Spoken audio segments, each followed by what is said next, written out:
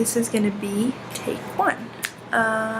Hopefully not take one, but my first video. Let's see.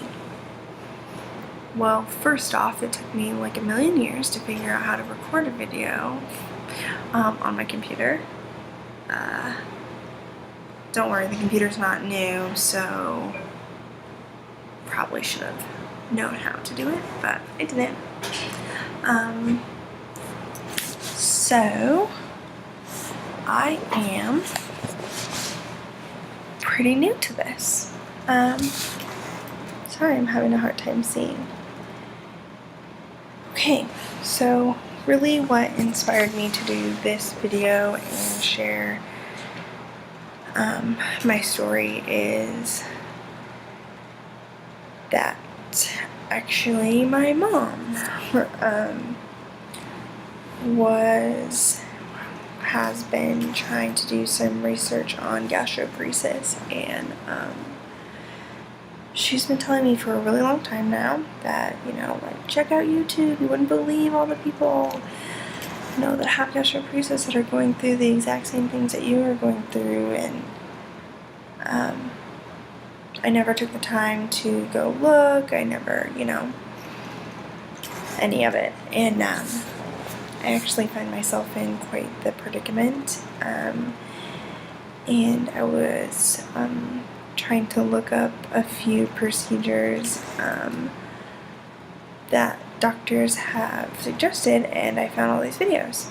And I just started clicking and seeing things that looked very familiar and listening to people say things that I'm just like, yep. Yeah. Oh my gosh. Yes, you're so right. And it's been awesome. Actually, it's been awesome to hear things. Because for whatever reason, I feel like so alone. Like, in the sense that I haven't ever met anybody with gastroparesis, and I've certainly never met anybody with, you know, that could understand the disease or the symptoms or anything like that. So, yeah, you know, it was kind of like a breath of fresh air. So, yeah. I guess I really don't know what to say or to do or where to start. But I'm thinking there might be some tears with this. Oh my gosh, I'm already tearing up and I haven't even said anything. Let me see if I can fix my thing. This is pretty raw, and I'm pretty sure I'm gonna have to go back and edit. But I'm just gonna see what happens. So I was diagnosed with gastroparesis probably close to 6 years ago. I was in my early 20s. I'm still in my 20s, but I really didn't know much about anything. I just knew that I was having these like crazy symptoms. But at the same time, when I first went to college, I started having really bizarre things happen. Before I went to college, I was an athlete, and I was very active. I loved sports, I loved running, and I got to college and, you know, again, like, had a pretty strict schedule as far as like working out, and, you know, I had joined a couple like campus groups, and as time passed, I started having these weird things happen. I started passing out, and I started making trips to the ER, and nobody could kind of figure out what was going on. And eventually they linked it to my heart. And from there I went on to have 7 different heart surgeries.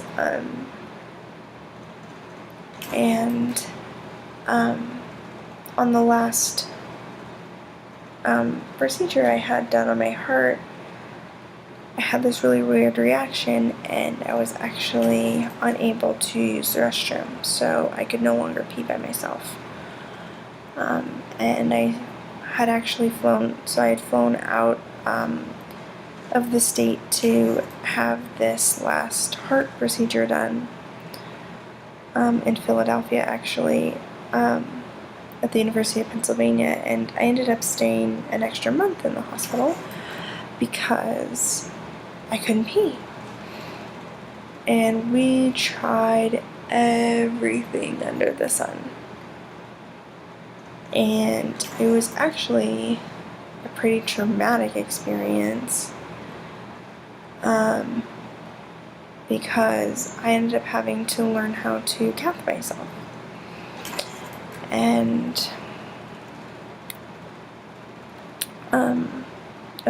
so I learned how to do that, and was still going to college, and still going to college. I was still in school trying to get a degree, but couldn't make up my mind. And having all these hospitalizations and procedures and stuff, and I ended up, let's see, what happened after that? Oh, as time passed, I started getting this really weird nausea and vomiting thing. I didn't notice the nausea at first, but I would eat dinner or do something, or eat, maybe a little bit late at night, and I'd wake up in the morning and I would just have this excruciating pain, and I would be so nauseous, and I would end up getting sick, and I was like, that's my dinner. What the heck? And it was just something that just kept happening and kept happening and kept happening, and I didn't really pay a lot of attention. I was like, obviously, I feel like there's a lot of people that tell you, well, don't eat at night. That's the last thing that you should do. Don't have all of that crap sitting in your stomach. Which is true. That's a fair thing. And so I ended up, trying to change my diet a little bit, and ended up started having seizures.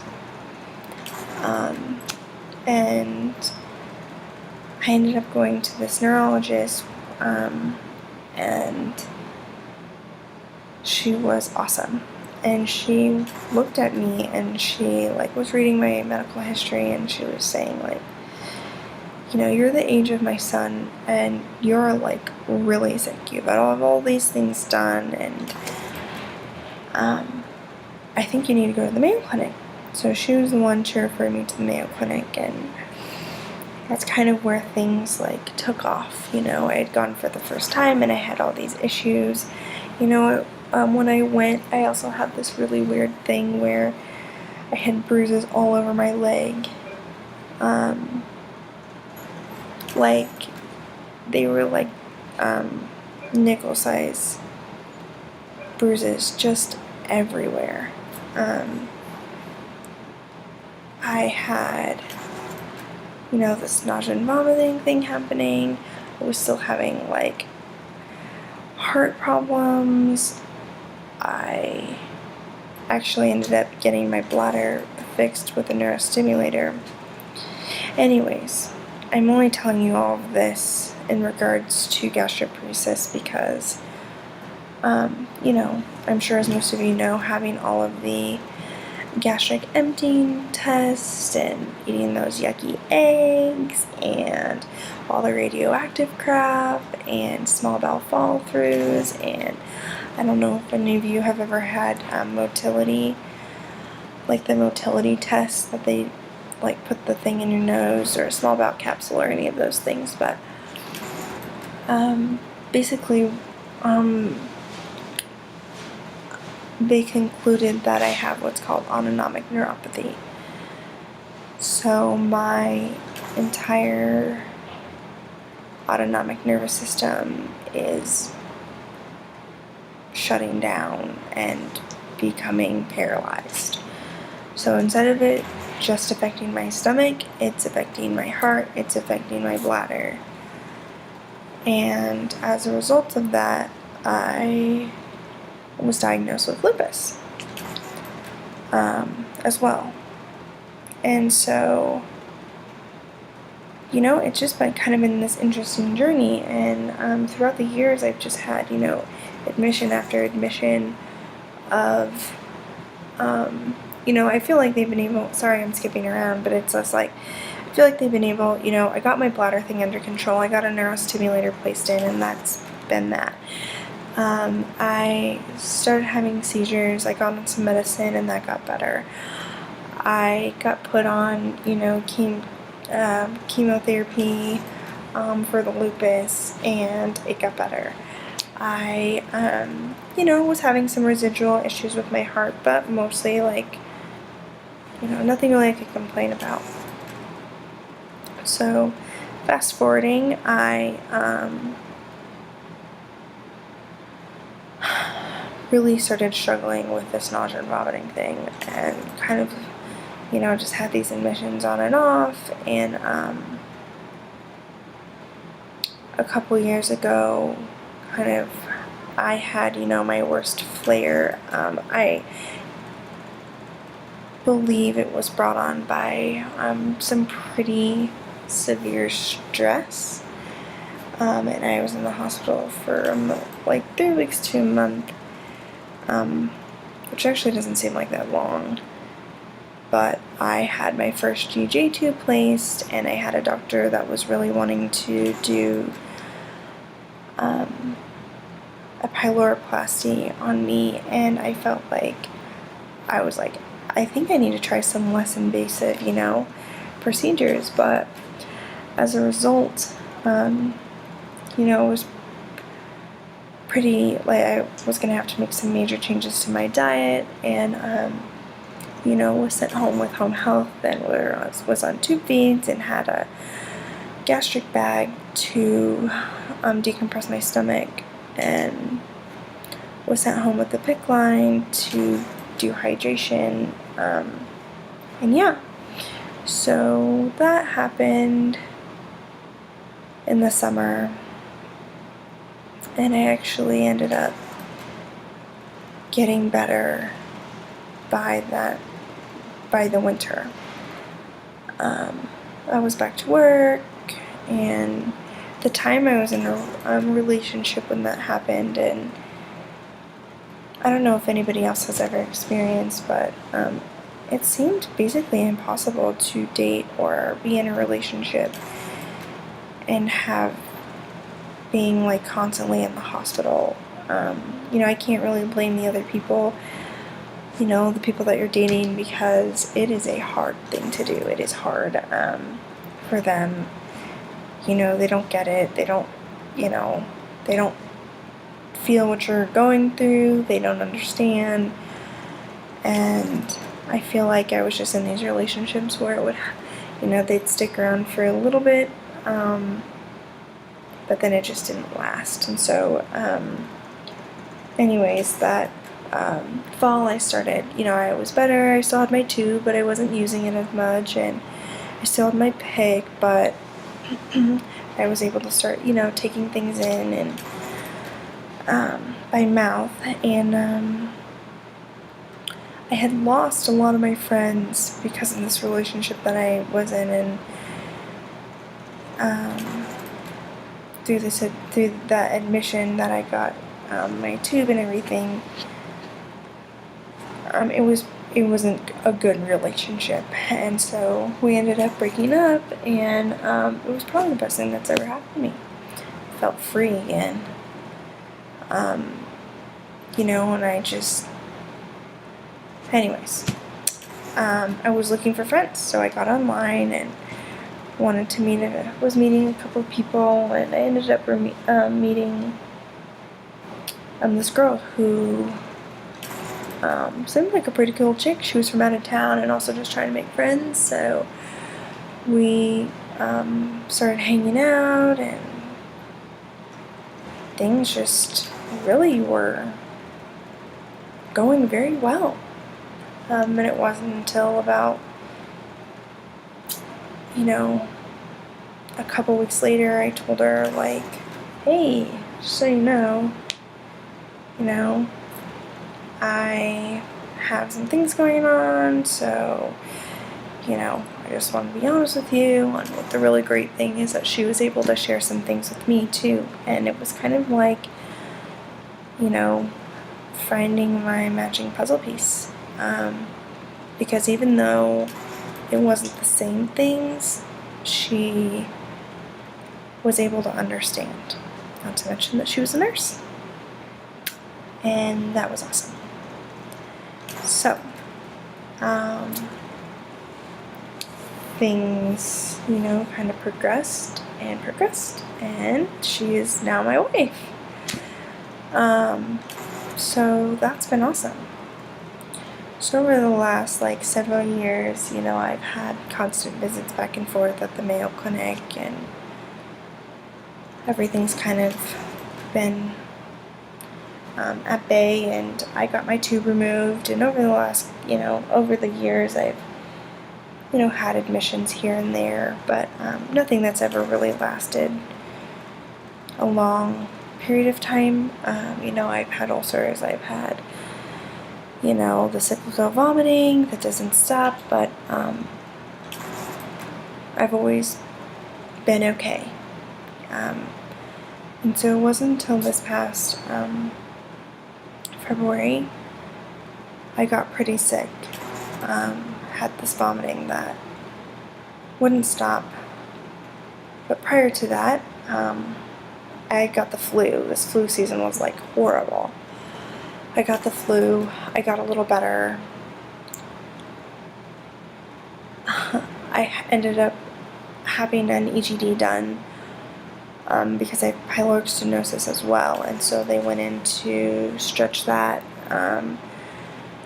And because I don't have any motility in my esophagus, I often have things get stuck in my throat, so they just stretched that, did some Botox, and I didn't really do well after that procedure, and I ended up getting bronchitis and then pneumonia, and that was enough to piss off my gastroparesis. So February 26th of 2018, this year, I went to the hospital, and I didn't get discharged until April. It was 2 days before my birthday, and when I got out of the hospital, I was in worse shape than I was when I was in there. I don't know if anybody's ever experienced any doctors not knowing what they are doing, but none of these doctors knew what to do. None of the gastroenterologists really knew what to do, and they were trying to contact my doctor at the Mayo Clinic, and it was a long 2 months. I was accused of being, addicted to pain meds and making myself throw up, and it was a horrible admission. I had a nurse that just couldn't believe. They just couldn't believe that I was just throwing up as much as I'm throwing up, and it's kind of like, okay, well, the doctors are telling me keep drinking, and I'm still drinking, barely anything, and puking my brains out. I also don't know if anybody's ever experienced, or I don't know any setup that anybody's ever had. Like I said, I don't know anybody else with this disease, and I'm new to the YouTube thing, but I have a GJ tube, and my G tube is hooked up to a bag, and I know I already mentioned that, but just to know if anybody else had that set up. And so it wasn't until I got my bag that people were able to be like, oh my gosh, the amount of bile that you produce a day is insane. Does anybody else have that? Because it's insane amounts. It's like 2 liters a day. So yeah, I got discharged from the hospital after that really long admission. And I really wasn't doing well mentally. It was my birthday. I didn't feel good. You know, my admission was full of doctors who didn't know what they were doing. They quit coming by. They basically stuck a tube in me and said, hey, you can go home on tube feed and sustain life like that. So that kind of messed with my mind a little bit. And I'm a pretty optimistic person, so it was quite uncomfortable to have the internal mental battle that I was having. A week later, I didn't feel good. I went back to the ER and had probably one of the worst electrolyte imbalances I've ever had, and almost ended up in the ICU. I got discharged the next day after begging to leave so I could go to the Mayo Clinic. I went to the Mayo Clinic and they didn't give me any good news. They basically said, like, it was probably caused from the flu and getting sick and not getting better. And this probably won't be the last time this happens. And at the moment, I'm not a surgical candidate, which basically was the worst thing that I could hear. Because I don't know how anybody else feels. And yes, I've gotten used to a lot of things, but I really just can't. I'm not wanting and can't imagine living the rest of my life with a tube. It just seems a little unreal for me. So that being said, I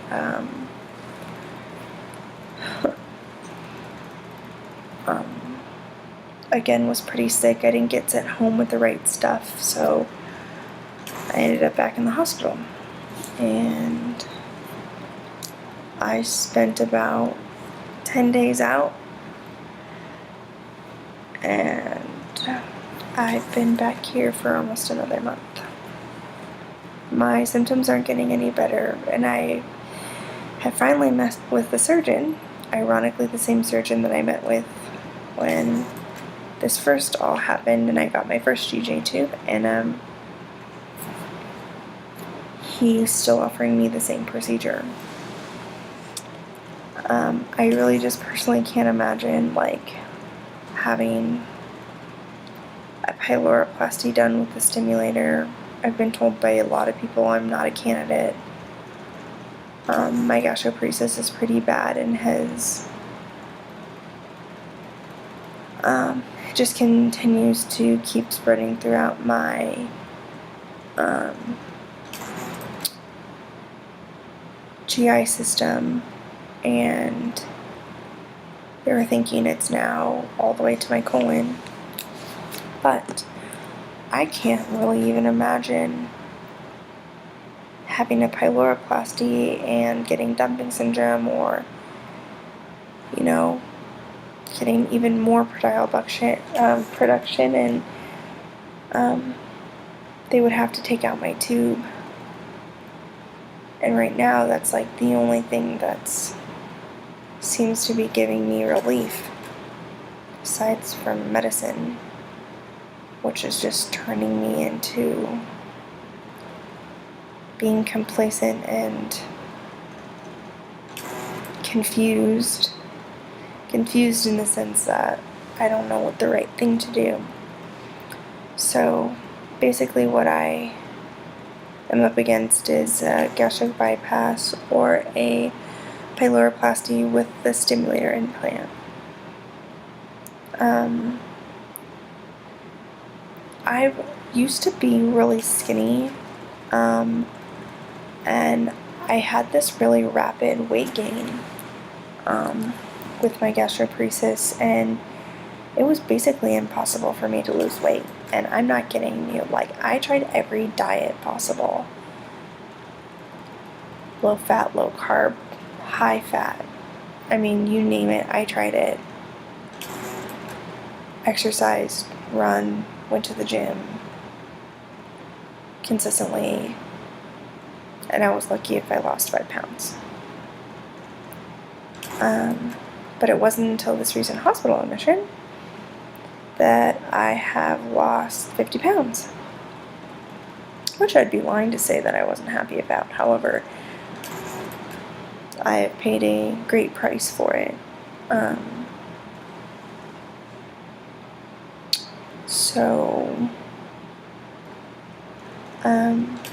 Anyways, that being said, my options basically are the pyloroplasty with the stimulator, which I don't want another stimulator. I have 2 implants. I have an implant in my chest and I have an implant in my back for my bladder, and it's just kind of like, I don't want another piece of metal. Or a gastric bypass. And right now I'm just feeling like my intuition and gut feeling says surgery's not for me. Not now anyways, not here, not now. I don't know. I'm not scared of surgery. I'm not scared of procedures. I've had 1 million and I don't know how many surgeries and procedures and this and that and, biopsies and whatever,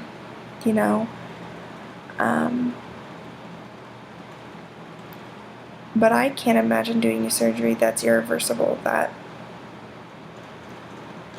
probably won't work.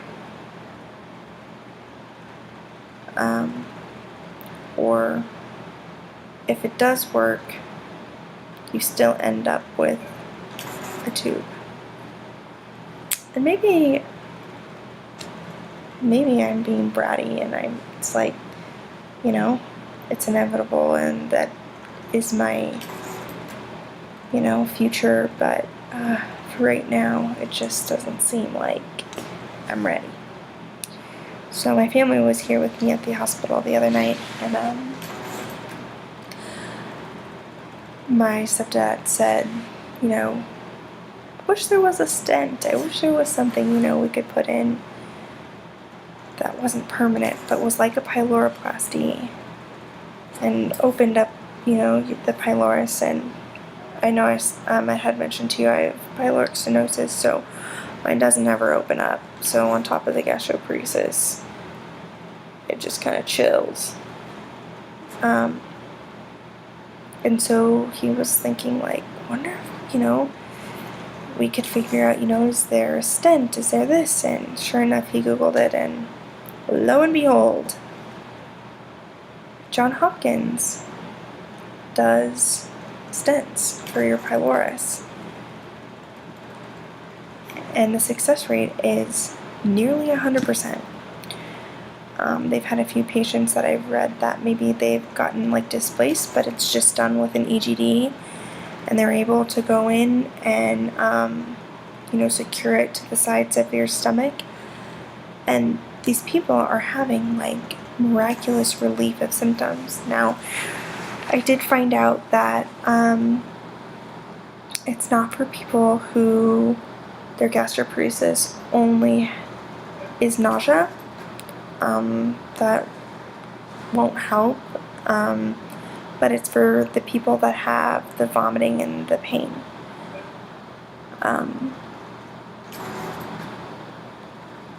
So that was last night, and I'm feeling pretty motivated. And I'm trying to figure out how to get an appointment.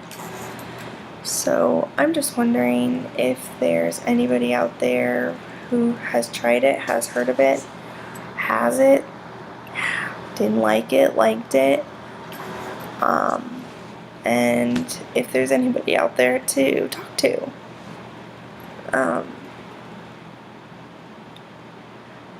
Anybody with gastroparesis knows, this is so frustrating, and it'd be pretty cool to talk to somebody. it's inspiring to watch videos and go, oh my gosh, yes, oh my gosh, yes. You guys get it. You get it, how cool. So, yeah, just wondering if there's anybody who has tried anything, maybe has already had surgery. I'm just going to go ahead and show you guys kind of my setup that I have now, and I would really love it if, you know, anybody reached out and yeah, if anybody has any resources or anything like that, it'd be cool to hear from somebody. So yeah, I'm just going to show you guys kind of what I have going on. Sorry, you guys like my stuffed animal? Oh, I guess it's the opposite. My aunt brought it for me today, which is funny because I don't like stuffed animals. Shouldn't have said that. I do like stuffed animals, it's just that, like, she didn't have to do that. That was really nice. Maybe I'll have a baby someday. I don't know. Actually, I don't know if you guys have heard, I was talking to one of my GI doctors, and she, like, absolutely did not recommend pregnancy at all. And that's going to be a tough one to swallow when I decide to deal with that. So, that being said, please excuse my stomach. It is not very nice looking. So, here is my... Oh, and I'm also curious for the people that have been on tube feed, kind of what's worked for them. There's a girl that I have watched that my mom was watching her videos. Actually, I forget her name, but she also uses the same formula that I use. It's from Cape Farms. Yeah, it's the Cape Farms, like, organic stuff. I'm actually gonna go grab a bottle to show you guys. Hold on one second.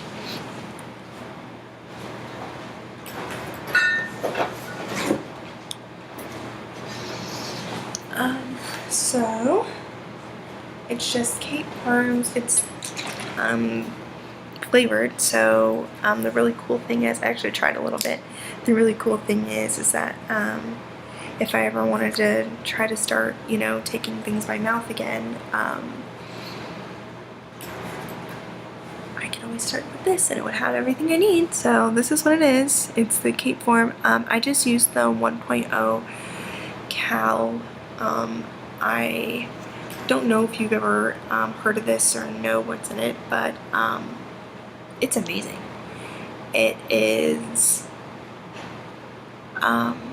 it has fruits and veggies in it, and there's, like, basically nothing bad. And I have been able to tolerate this way better than anything else I've ever tried. I've been on Osmolite, Isosource, Gemini, and struggled. Not to mention that I can't stand the smell of tube feed. And this stuff doesn't, it smells sweet, which is awesome. And it really does taste good. I don't know if you guys have ever tried Naked Juices. They're protein. It's the lighter one, and it's kind of a little gritty, and I don't mind texture to my food. So this was just a little gritty, and actually really liked it. So anyways, my setup is this. Let me grab my bag. Ooh, my hair. Okay, I was trying to have the video propped up a little bit so you guys aren't looking down. But here's my bag. Sorry, it's disgusting. I should have warned you. Warning, if you can't handle disgusting crap, don't. Yeah, so here's my bag. This is attached to the G part of my tube, and stomach bag. Sometimes it's green, sometimes it's yellow, and it's actually really fascinating to me because sometimes it's blue because I've had green and yellow. So that's kind of funny, I guess. Anyways, you can tell that I've had like a lot of air in my stomach because the bag's like puffed up. Actually been struggling with that a lot. The bloating part of it can be so miserable sometimes, but again, I feel like I can't live without this bag right now because like it's just alleviating so many symptoms. However, I am having quite a bit of vomiting still, so that's why I'm in the hospital. Because in theory, decompressing my stomach, I shouldn't have any vomiting, but I do. So, okay. So, I have a PICC line. Probably you guys like have had it, whatever. But yes, I kind of have had this weird thing. My blood sugar keeps dropping, and there's a lot of sugar in these, and so also with the throwing up, needing extra potassium, so I'm just kind of on that regimen right now. Anyways, so here's the end of my tube. I have a stopcock on it. So when I take a simethicone, which is supposed to help with the bloating, and so we use this stopcock to switch it from off and in any which direction, so the medicine can stay in my stomach a little bit, though I don't last long with that because it makes me so nauseous. Anyways, I'm trying to get this close enough, you guys. Okay, so I don't know if you guys can see gastric. Oh, this is all backwards. All right, so yeah. Oh, okay. Gastric, the J tube, and then the balloon. So I don't know if you guys have ever experienced being in the hospital and people not knowing what they're doing, but I recently had somebody try to put tube feed in the balloon and they blew it up, so I had to go get a new one. Anyways, so that's my setup. Like I said, my bag is attached to this and decompresses from my belly, and then my tube feeds go here. The last 2 days have been tough, so I've been off and on my tube feed, and I can't get to a very high rate. I have a goal of 95 to be off of it for 4 to 5 hours, to have a break, with a normal rate of 75 to be on it 24 hours a day, but right now I'm at 50 for like 7 hours a day right now. I try really hard, but once I start getting nauseous and throwing up, it just doesn't make me feel very good. But I did learn that having D5 in my fluids gave me an extra 400 calories a day, so that's good. Anyways, yeah, so that's my setup. I don't know if anybody else has this. I've also recently been struggling with when my bag gets heavy on the inside, the balloon kind of pushes and it's creating this sore spot. Yeah. I also don't know position. I don't know if anybody else has had this, but my G tube is really high. My GJ is really high. And I don't know if anybody else has it. The last few videos I've seen, it seems like it's been pretty further down, and that's definitely not something that I've seen before. Also with the GJ tube, you can't convert to a button, so if I do end up needing a J tube for the rest of my life. I guess the great part is it can be low profile. Yeah. You know, I have been very fortunate, and even though I haven't met anybody else with this disease, I have the best family. My wife is amazing. I couldn't ask for a better person to go through this with. My parents, my mom and my stepdad, have been amazing. You know, any amount of support, you know, they got it going on for me. And my grandma, who comes and sees me every single day and stays from 1 to 4 and leaves before traffic hits. So, you know, anybody knows who has had an extended stay in the hospital, it's really hard to depend on other people. And I don't know if anybody has been in a relationship or a marriage, and this is something new that I'm experiencing, is that I'm relying a lot on my wife, and it's been tough. It's hard for her. You know, this is really hard for anybody. It's hard for my whole family, you know, to watch, you know, me just get sicker and sicker.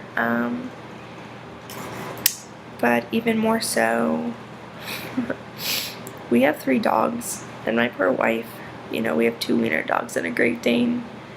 And our Great Dane, man, she's my baby. She is my babe. And she doesn't like it that I'm here.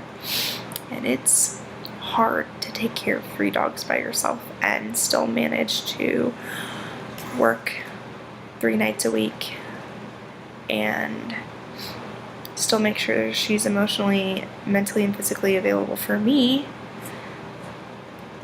and then herself. So,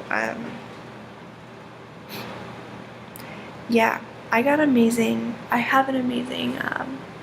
troop behind me. So that's what's been keeping me going. And I know this video was like all over the place, but I guess I just didn't know, was unsure. So if anybody has any feedback, that would be great. And if anybody's interested in chatting, that'd also be really great. Anyways, I am glad I got to share this, and I hope that, you know, I get some feedback and I'm able to hear, you know, what you guys are going through, and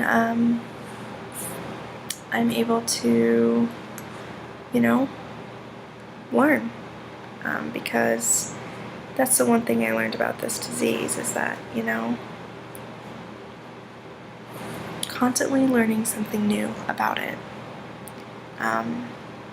and a way to get better. So, that being said, I am gonna leave it up to you guys now. So, thank you for watching if you watched, and if you're